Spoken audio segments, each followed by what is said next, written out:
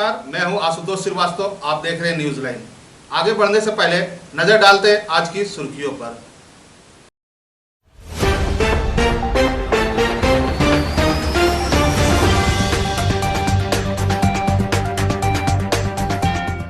बेटे के साथ दिल्ली से चोरी कर भागी महिला जमुआ में गिरफ्तार।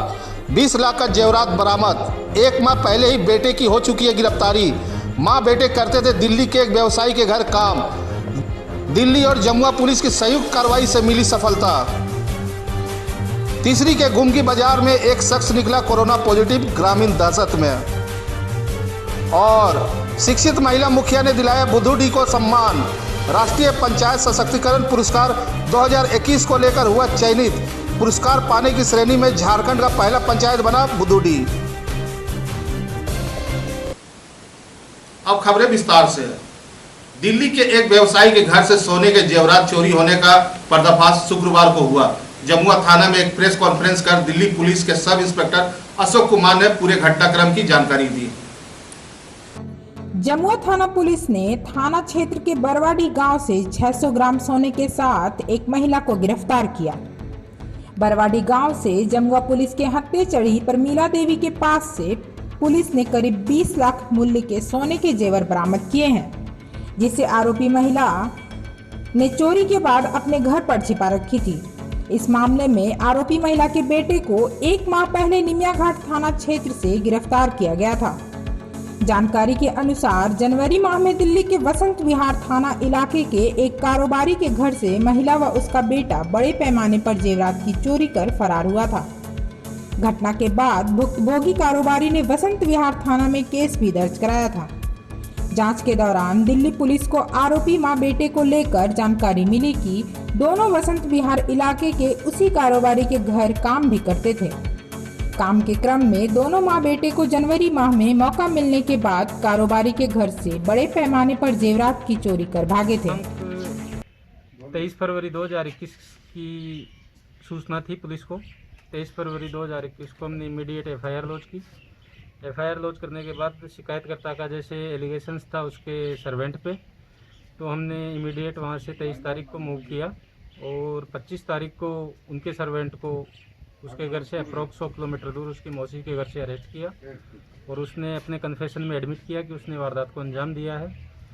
लेकिन जो जितना भी चोरी का ज्वेलरी था वो सारा उसके माँ बाप के पास था और उसके माँ बाप के पास जब हम घर पे विजिट करने पहुँचे रेड की, तो उसके माँ बाप घर बंद करके लॉक करके वहाँ से भाग चुके थे सारे ज्वेलरी आइटम्स के साथ में।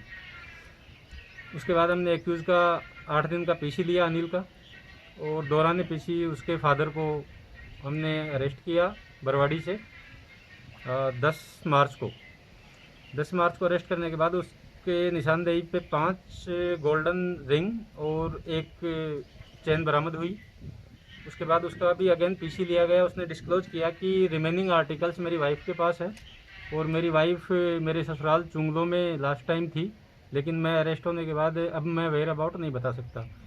फिर हमने उसकी तलाश में दौरान पीछे उसके रिलेटिव्स में, कोडरमा में, डोमचाच में, चुंगलों में, बरवाड़ी में सब जगह रेड की, बट वो ट्रेस नहीं हो सकी। फाइनली उसको जैसी भेज दिया गया। फिर हम दोबारा से 4th टाइम यहाँ पे रेड करने आए, तो यहाँ हमें लोकल पुलिस का काफ़ी अच्छा सपोर्ट मिला, SHO जमुआ साहब का। और फाइनली हमने उसकी वाइफ अनिल की माँ को आज अरेस्ट किया है और उसके पोजीशन से 3 चेन और 122 अंगूठी रिकवर हुई है। अभी अप्रॉक्स 1 kg से ज़्यादा गोल्ड रिकवर नहीं हो पाया है, जिसके लिए बाकी अपराधियों की तलाश जारी है। और संभावना है कि जो प्रमिला है अपराधी, उसके दोनों भाई अभी भी एब्सकॉन्ड कर रहे हैं पिछले 1 महीने से, जिनके मोबाइल वगैरह स्विच ऑफ हैं अभी। तो ये संभावना जाहिर हो रही है कि मे बी उनके पास में गोल्ड आर्टिकल्स हो सकता है, इस कारण वो एब्सकॉन्ड कर रहे हैं। तो उनकी तलाश कर रहे हैं लोकल पुलिस की सपोर्ट से। आगे जैसी भी इंटरोगेशन में होगा उसके अकॉर्डिंग कार्रवाई करें। गिरिडीह जिला में कोरोना के बढ़ते संक्रमण को देखते हुए जिला प्रशासन ने भावी उपाय पर काम करना शुरू कर दिया। उपायुक्त राहुल सिन्हा के निर्देश पर पूरे जिले में विशेष जांच अभियान की शुरुआत की गई। अभियान के तहत कोविड-19 के गाइडलाइन और यातायात नियम को तोड़ने वाले पर जुर्माना लगाया गया। गिरिडीह उपायुक्त राहुल सिन्हा के निर्देश पर शुक्रवार को शहर के अंबेडकर चौक, पचम्बा और सरिया थाना क्षेत्र में यातायात और मास्क चेकिंग अभियान चलाया गया। अभियान के दौरान कोविड-19 के निर्देशों को न मानने वालों पर सख्ती के साथ कार्रवाई की गई। इसके साथ ही यातायात नियम को तोड़ने वाले वाहन चालकों पर जुर्माना लगाया गया। बताया जाता है कि नगर थाना क्षेत्र के अंबेडकर चौक पर डीटीओ रोहित सिन्हा ने यातायात नियम और बिना मास्क लगाए लोगों के खिलाफ विशेष जांच अभियान चलाया। इस दौरान लोगों से मास्क लगाकर घर से बाहर निकलने की अपील की गई। वहीं पचम्बा थाना क्षेत्र में भी जिला परिवहन पदाधिकारी रोहित सिन्हा के अगुवाई में जांच अभियान की शुरुआत की गई। इस दौरान वाहन जांच लगाकर लोगों से जुर्माना वसूला गया। मौके पर लोगों से 2 गज की दूरी, मास्क लगाना है जरूरी वाले स्लोगन के साथ मास्क लगाकर घर से बाहर निकलने की अपील की गई। वहीं सरिया में भी विशेष जांच अभियान की शुरुआत की गई। बताया जाता है कि वाहन जांच के दौरान 143 वाहनों की जांच की गई, जिसमें 10 मोटरसाइकिल चालकों के खिलाफ हेलमेट नहीं पहने रहने के कारण जुर्माना लगाया गया। वहीं बगैर मास्क के कारण 98 लोगों का चालान काटा गया। कुल मिलाकर वाहन जांच के दौरान 59,000 रुपए की वसूली की गई।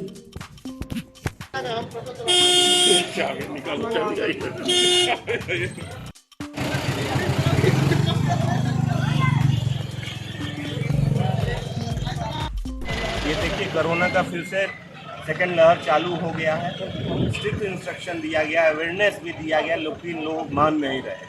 आज के दिन में हम लोग गाड़ी पकड़ रहे हैं तो लोग इज्जत कर रहे हैं, पॉकेट में मास्क रखे रहते हैं, हैंडल में टांगे रहते हैं हेलमेट, और उसके बाद जब गाड़ी पकड़ाता है तो विवाद खड़ा करते हैं कि हम मास्क पहने हुए हैं।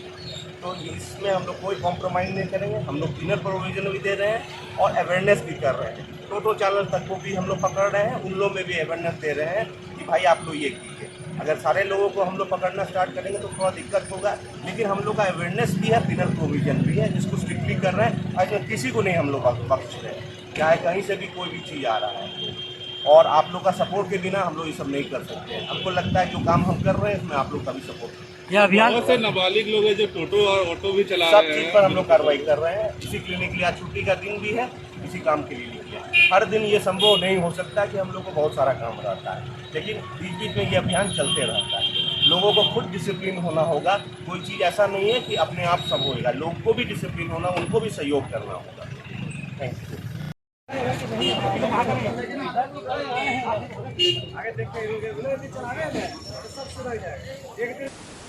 सीसीएल बनियाडी कोलवरी के भदुआ पहाड़ में भूमिगत आग विकराल रूप धारण करता जा रहा है। आग के कारण जगह जगह लपटें निकलना शुरू हो गया है। आग के कारण आसपास के इलाके में दहशत का माहौल बना हुआ है।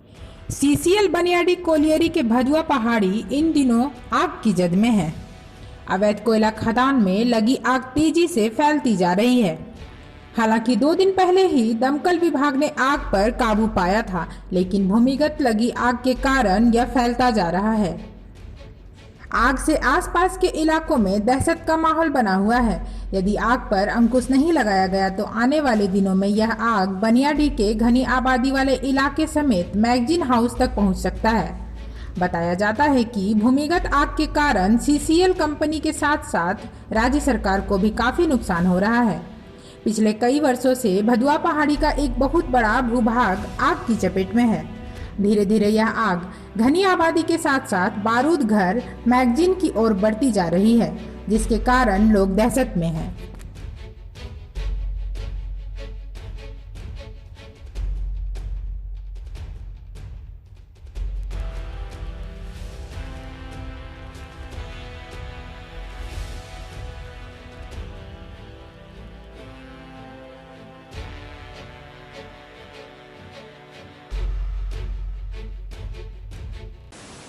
तीसरी के गुंगी बाजार में कोरोना पॉजिटिव पाए जाने की सूचना पर दहशत का माहौल बन गया।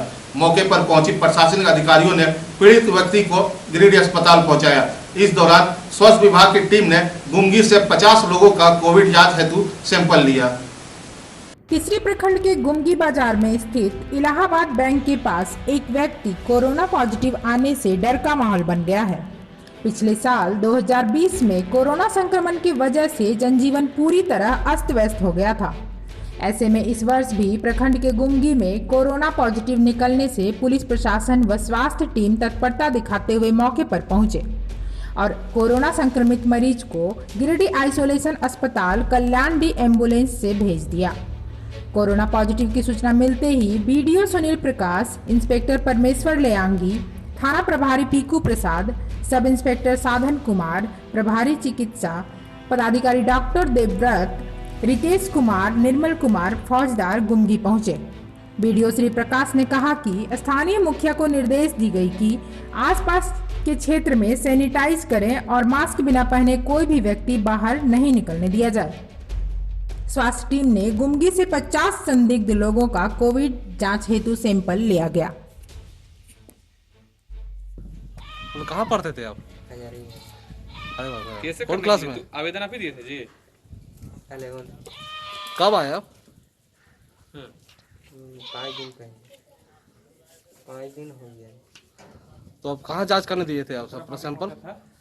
सदर में सदर गिरिडीह। गांडे के बुधुडी पंचायत को राष्ट्रीय पंचायत सशक्तिकरण पुरस्कार 2021 को लेकर चयनित किया गया। पुरस्कार पाने वाला यह पंचायत झारखंड का पहला पंचायत बन गया। मुखिया रूबी देवी ने अपने 5 साल के कार्यकाल में कठिन मेहनत और लगन से पंचायत का नाम ही नहीं बल्कि जिले और राज्य स्तर पर नाम रोशन किया है। गांडे से भरत मंडल की यह खास रिपोर्ट। एक शिक्षित पति पत्नी बेहतर तालमेल से खुद के साथ साथ अपनी सभी जिम्मेदारियों में उम्दा प्रदर्शन करते हैं। गिरिडीह जिला अंतर्गत गांडे प्रखंड के बुधुडी पंचायत की निवर्तमान मुखिया रूबी देवी व उनके पति संदीप वर्मा ने इसकी मिसाल पेश की है। मुखिया दंपति ने बेहतर तालमेल से कंधे से कंधा मिलाकर काम करते हुए 5 वर्षों में पंचायत में विकास की लकीर खींचकर इसे अलग पहचान दिलाई है। पंचायत में बेहतर कार्य के लिए बुधुडी पंचायत को दीनदयाल उपाध्याय राष्ट्रीय पंचायत सशक्तिकरण पुरस्कार 2021 के लिए चयनित किया गया है। भारत सरकार के पंचायती राज्य मंत्रालय से आर्थिक सलाहकार IAS डॉक्टर विजय कुमार बेहरा ने 31 मार्च को राष्ट्रीय पंचायत अवार्ड की घोषणा की है। इसमें बुधुडी पंचायत को राज्य में पहला स्थान मिला है। यह पूरे प्रखंड व जिले के लिए गौरव की बात है।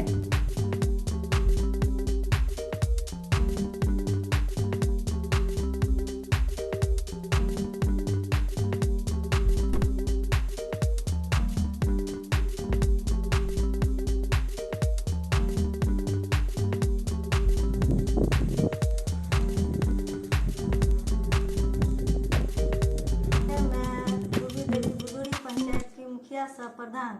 मुझे बुधुडी पंचायत से पंडित दीनदयाल उपाध्याय पंचायत सशक्तिकरण का पुरस्कार मिलने हेतु मैं सभी पंचायत वासियों को बहुत बहुत धन्यवाद एवं सभी वार्ड सदस्य सभी ग्रामीणों को बहुत बहुत मैं धन्यवाद देती हूँ कि मुझे पंचायत सशक्तिकरण के कारण सभी के सहयोग से ये पुरस्कार मिल रहा है। ये पूरे पंचायत वासियों के लिए गर्व की बात है और मुझे भी गर्व है कि हमारे बुधुडी पंचायत को पुरस्कार दिया जा रहा है। धन्यवाद।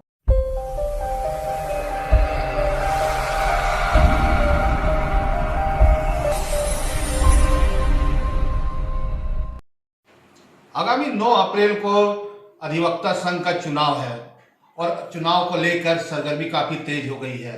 अधिवक्ता खासकर अगर देखा जाए तो जो उम्मीदवार है वो ताबड़तोड़ कैंपेनिंग में लगे हुए हैं, लेकिन इन सब के बीच कुछ ऐसे भी उम्मीदवार हैं जो पूरी तरीके से वो रिलैक्स है और अपने न्यायिक प्रक्रिया के कार्य में लगे हुए हैं।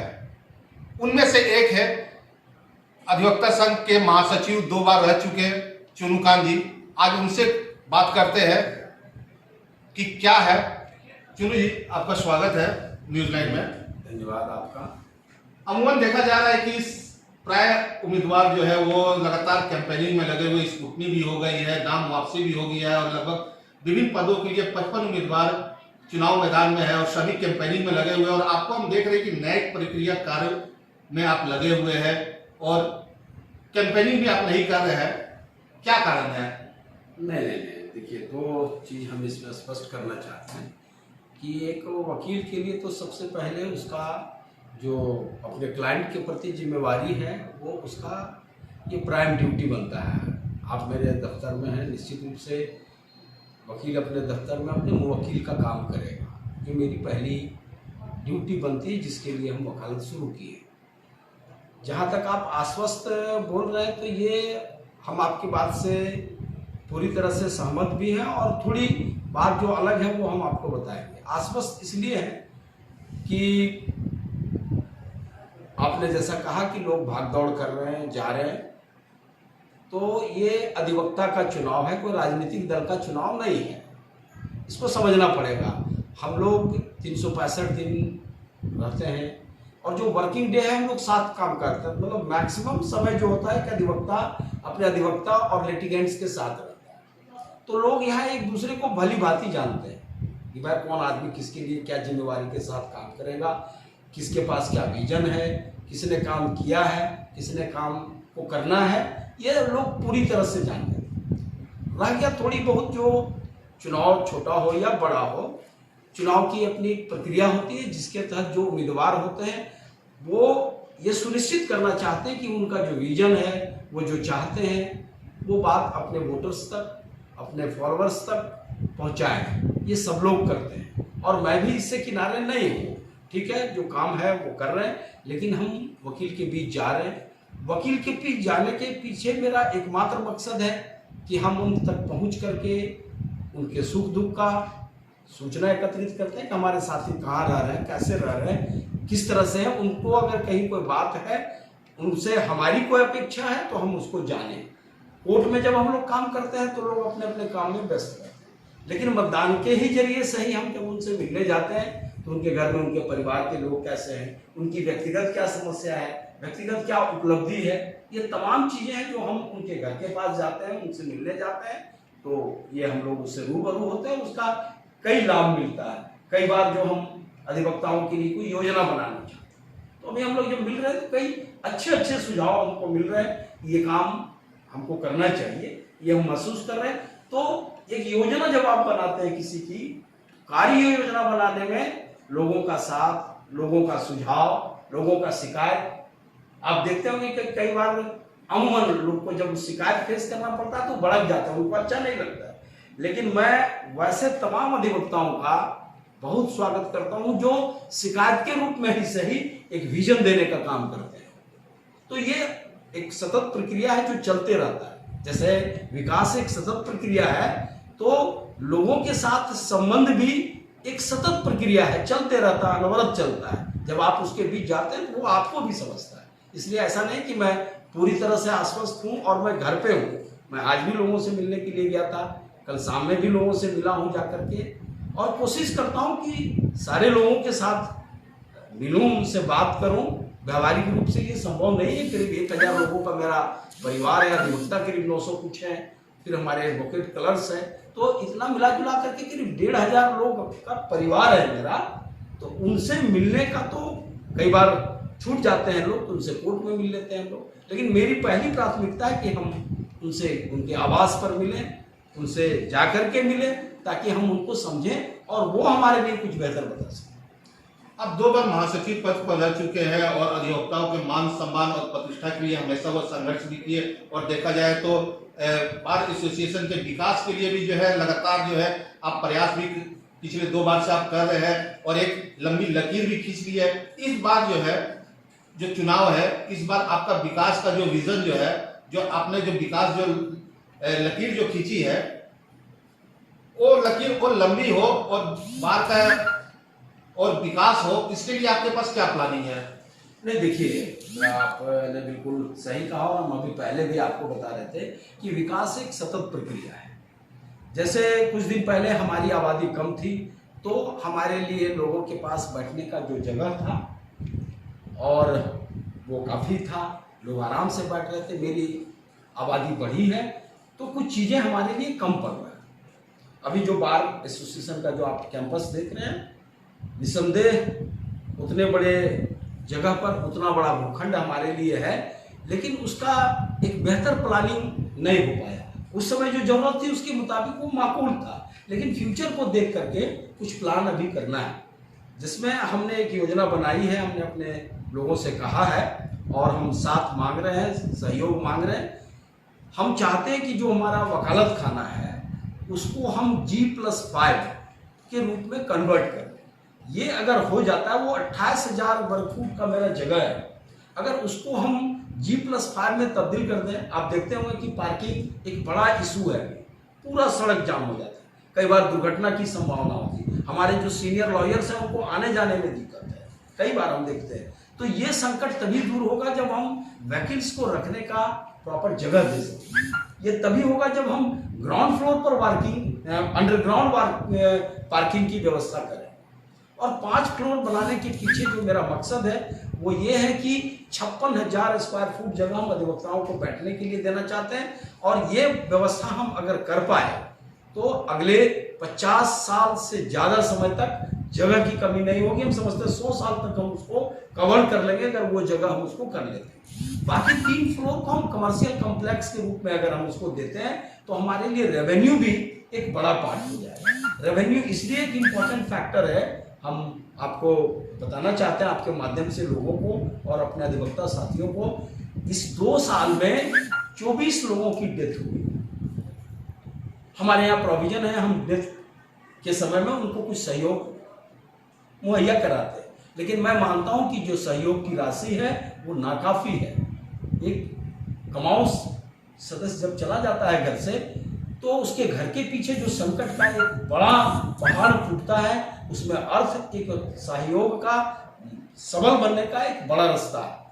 अब हम ये चाह रहे हैं, अभी हम लोग 50,000 रुपये देते हैं, मेरी पूरी कोशिश है, हम चाह रहे हैं कि ये बढ़ा करके हम इसको अधिक से अधिक, ऐसे मेरे मन में योजना है कि हम 5 लाख रुपए तक की ऐसी व्यवस्था करें कि गिरिडीह बार एसोसिएशन अपने अधिवक्ता साथियों को उस संकट के समय दे सके जो डेथ पे देते हैं। डेथ के अलावा हम चाहते हैं मेडिक्लेम करा देना उनका, हम चाहते हैं कि उनके बच्चों की पढ़ाई के लिए हम उनको कुछ फाइनेंशियल असिस्टेंस करें, बच्चियों की शादी के लिए फाइनेंशियल असिस्टेंस करें। ये तभी होगा जब हमारे पास अपना साधन होगा, क्योंकि सरकार के रास्ते हमारे पास कोई खजाना नहीं, कोई राशि नहीं है।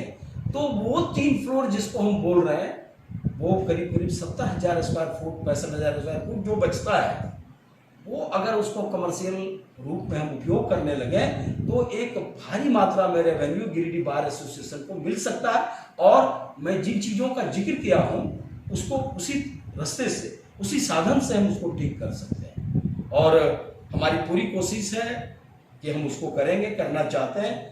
अब आगे प्रभु को जो मंजूर होगा वो होगा, और हमारे साथियों का जो सहयोग होगा वो उसका फलाफल देगा, ये तो भविष्य की बात है, लेकिन मैं ये चाहता हूं कि मैं ये करूं। तो ये थे चुनू खान जी, इनका साफ तौर पर कहना है कि जो उन्होंने 2 बार रहकर महासचिव पद पर रहकर जो विकास की लकीरें जो खींची थी उसे और लंबा करना चाहते हैं, ताकि आने वाले समय में गिरिडीह के जो अधिवक्ता है उनका मान प्रतिष्ठा और सम्मान बना रहे और बार का भी विकास होता रहे। अपने सहयोगी मनोज के साथ आशुतोष श्रीवास्तव, न्यूज लाइन गिरिडीह।